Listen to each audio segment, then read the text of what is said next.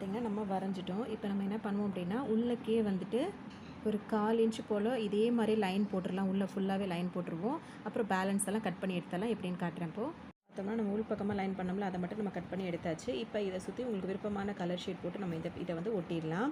என்ன ஹைட்காக நான் வந்து ஒரு பீசஸ் வந்து 7, அதாவது 14 பீசஸ் நான் கலெக்ட் பண்ணி வச்சுருக்கேன். அதாவது டபுள் சைடில் ஒட்டணும்னா இங்கே 7 இங்கே 7 ஒட்டலாம் அப்படின்னு சொல்லிட்டு. ஆனால் இந்த சைடில் வந்து நான் 7 பீசஸ் தான் வச்சுருக்கேன். அப்படியே நம்ம இப்போ அழகாக ஒட்டிட்டு வந்துடலாம்.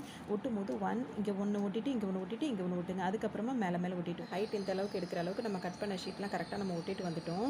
இது பார்த்திங்கன்னா ஃபுல்லாக நம்ம கம்ப்ளீட் பண்ணிட்டோம். இங்கே பேக் சைடில் வந்து 2 ஐஸ்கிரீம் ஸ்டிக் வச்சுட்டோம் அப்படின்னா நம்ம ஸ்டாண்ட் மாதிரி யூஸ் பண்ணிக்கலாம். இப்போதைக்கு நான் இது வந்து என்ன பண்ணியிருக்கேன் அப்படின்னு சொல்லிட்டு பார்த்திங்கன்னா, அவருக்கு வந்து இந்த சப்பா சாப்ஸ் சாக்லேட் பிடிக்கும். அதனால் அதை வச்சுட்டு உள்ள ஒரு ஹீரோ பென் வாங்கி வச்சுருக்கேன். இது நான் இப்போ அந்த ஒரு பர்த்டேக்காக நான் பண்ணுறது. இது எடுத்துகிட்டு நான் இதில் ஃபோட்டோ ஃப்ரேம் பண்ணிடுவேன். இதை ஃபோட்டோ ஃப்ரேமாக தான் ஆக்சுவலாக இதை யூஸ் பண்ணுறது. இப்படி வச்சுட்டு பேக் சைடில் நம்ம ஸ்டிக் வச்சிட்டோம் அப்படின்னா சூப்பரான ஃபோட்டோ ஃப்ரேம் ரெடி ஆகிடும்.